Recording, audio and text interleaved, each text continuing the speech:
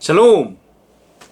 우리 레위기 22장이 말씀하고 있는 여호와께서 기쁘시게 받으시는 제물 이야기를 나누고 있습니다. 이 제물은 또한 여기에 나온 바대로 우리가 하나님께 드리는 어떤 제물이기도 하다는 거예요. 뭐 헌금이기도 하고 헌물이기도 하고 헌신이기도 하고 그렇습니다. 자, 그렇게 생각을 하고 하나님께 어떠한 예물을 드려야 하는가, 어떠한 제물로 하나님께 나아가야 하는가.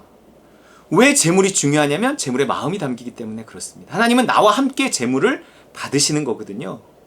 가인과 그 제물은 받지 않으셨지만 아벨과 그 제물은 받으셨다.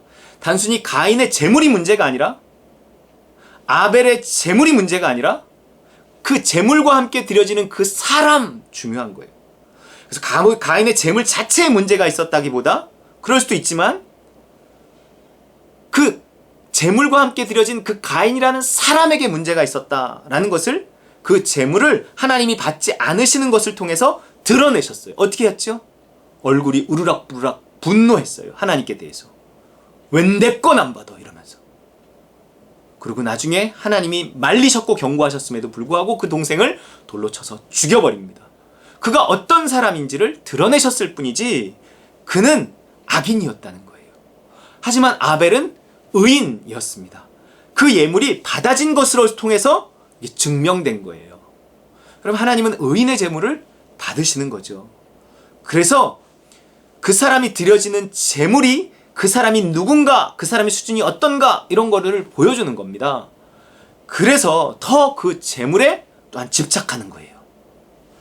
레위기 22장 17절부터 여호와께서 모세에게 말씀하여 이르시되 아론과 그의 아들들과 이스라엘 온 족속에게 말하여 이르라.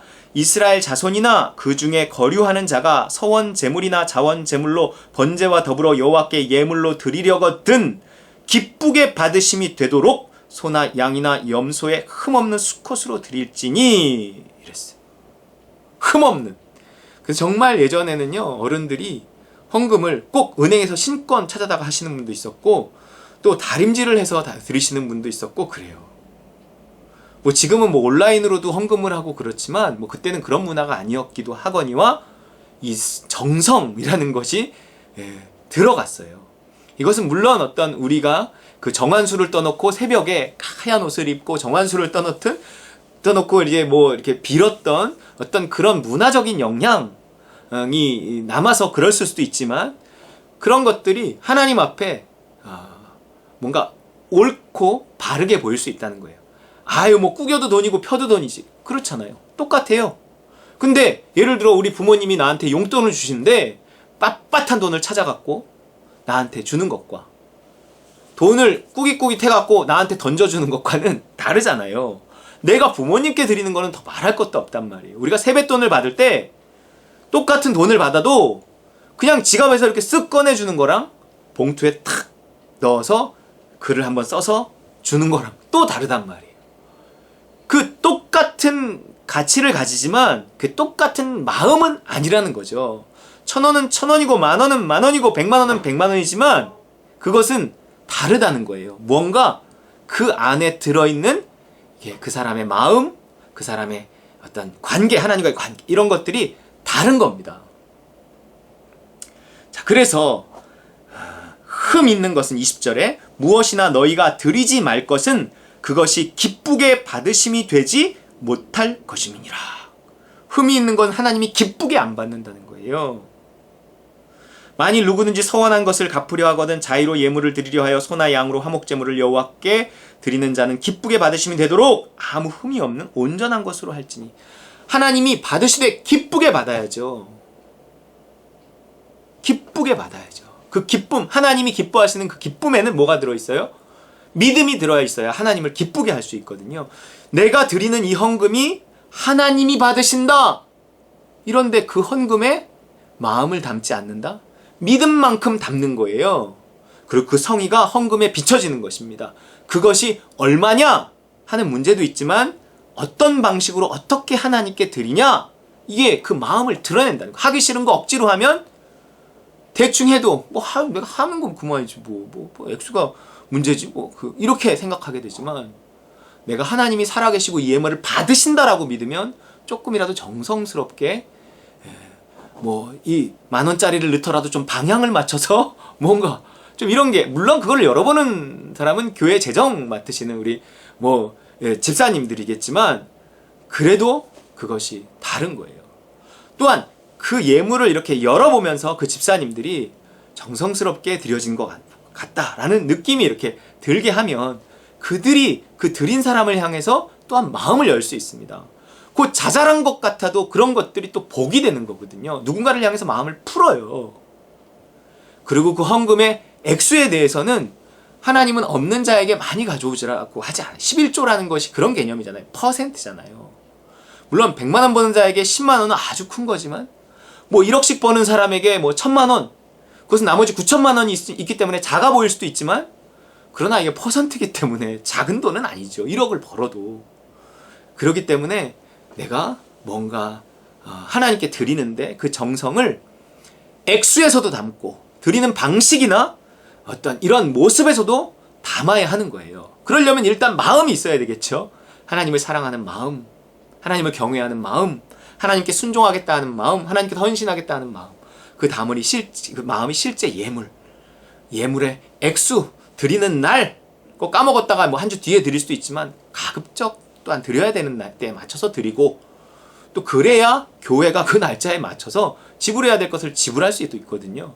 그러니까 이 헌금에 신경을 써야 돼요. 사실은 이게 성경의 기본적인, 그 하나님이 기뻐하신단 말이에요. 네가 이 예물에 믿음이 담겨 있구나, 내가 받는다 하는 믿음이 담겨 있구나, 정말 핏값으로 자기 아들을 내어주고 핏값으로 구원하신 그 하나님이 내 이 예물을 받으신다, 이렇게 생각하면 소홀히 할 수 없는 것입니다. 함부로 드릴 수 없는 거라고요. 하나님은 그 믿음을 볼 때 하나님이 기뻐하신다라는 거예요. 너희는 눈먼 것이나 상한 것이나 지체에 배임을 당한 것이나 종기 있는 것이나 습진 있는 것이나 비루 먹은 것을 여호와께 드리지 말며, 이런 것들은 제단 위의 화제물로는 여호와께 드리지 말라. 헌금의 액수, 헌금의 날짜, 헌금을 드리는 방식, 뭐 다 그렇지만 또 헌금만 있는 것이 아니죠. 또한 우리가 시간을 드릴 때, 내가 나중에 언젠가 교회 일할 때가 오겠지, 봉사할 때가 올 거야, 내가 나중에 퇴직하고 뭐 시간 좀이 되면 그때 가서 좀씩 전도도 하고, 뭐 좋아요.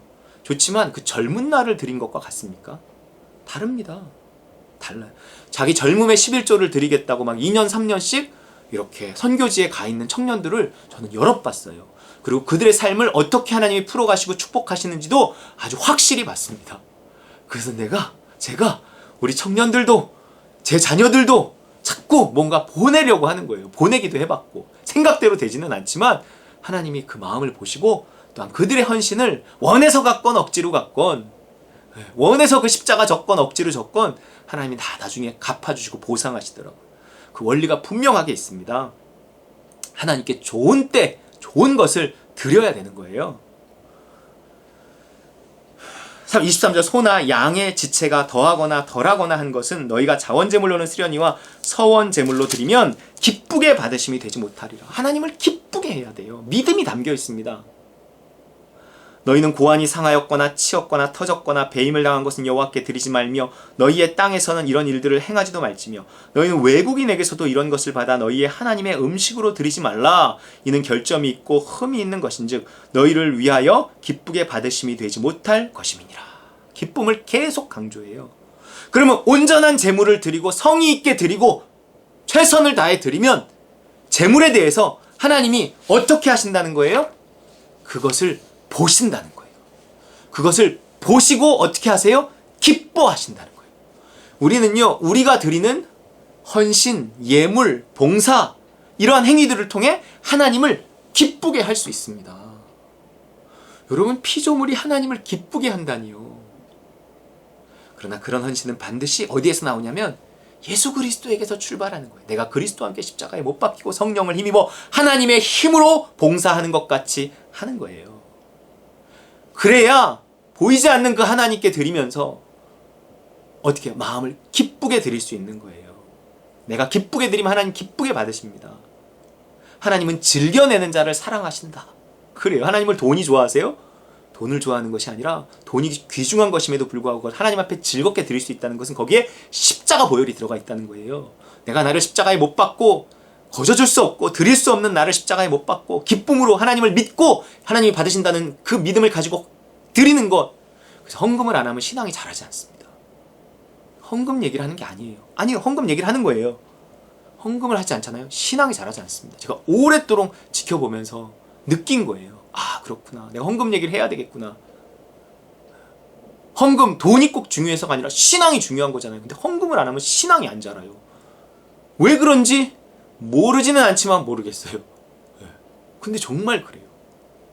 여러분, 이 성이 있는 그 헌금과 헌신을 통해서 하나님께 좋은 것 드려 하나님께 좋은 것 받는 저 여러분 되시기를 주의 이름으로 축원합니다.